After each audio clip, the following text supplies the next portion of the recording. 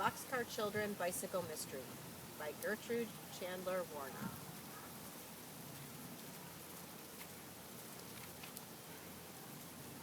Chapter 1. Good Guess by Benny. The Alden family was up early on the first day of August. This was the day Mr. Alden was going to tell his 4 grandchildren about the plan he had made. When Grandfather came into the dining room for breakfast, Henry, Jessie, Violet, and Benny were waiting. Henry said, "I'm afraid there is not much time left. Making the treehouse for our neighbors took more time than we thought." "That's all right," Mr. Alden answered, sitting down.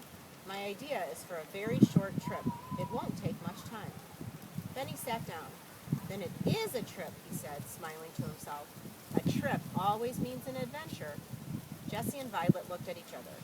"You might as well tell us now, Grandfather," said Jessie. She poured her grandfather's coffee. "Thank you, my dear," said Mr. Alden. He put a lump of sugar into his cup.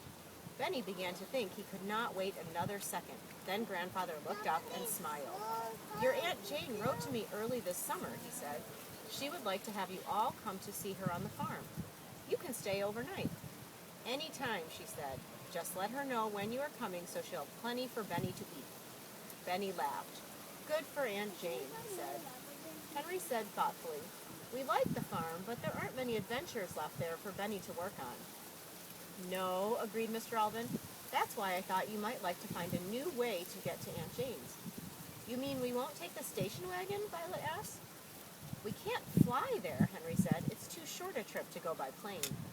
Jessie shook her head and said, "Well, how else can we go? I don't want to walk." Benny began to laugh.